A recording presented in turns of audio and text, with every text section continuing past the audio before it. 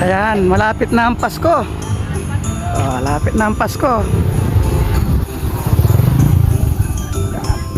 Si Kuya, oh. Dahanan ko na naman si Kuya. Malapit na ang Pasko. Magkano pong mga yan? 300 po, sir. 300. Opo.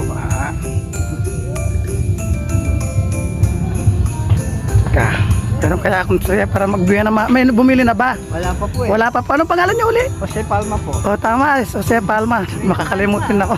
Sabi mo dun sa Magbubuya naman ako. Sige, sandali po. Ako ng ng 5. Sige. Teka, palitan ko tong isa. Kaya nalarat ang sobra. 300 na rin. Ayan, sana. Sobra na rin ba yung mayo? Pasko. Kesta pangin eh. Sige po. Nakapamasko. Sige po, kuya. Okay, thank you. Maganda yung sana maganda yung buwan naman ako po, no? Opo. Okay, Merry Christmas po. Uno-uli lang sa new week. Di ko kayo mga gusto niyo bumili ng magagandang recycled punta lang kayo kay Kuya Jun. Jose Palma. Jose Palma, ang gaganda ng gawa niya, oh. Okay, sige po ako, Kuya Jose. Thank you po. Salamat po.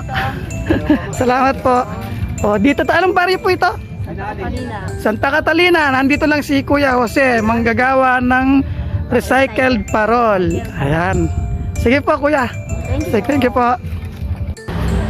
So, ayun mga bossing, si Kuya Jose Palma.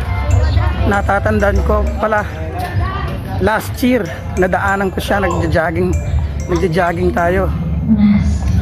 So ayun, si Kuya Jose Palma. Pag gusto niyo bumili ng star, doon kay Kuya Jose. Okay. Ayan, Merry Christmas. Sige po, ayan, may natira pa sa akin. Merry Christmas. Idol.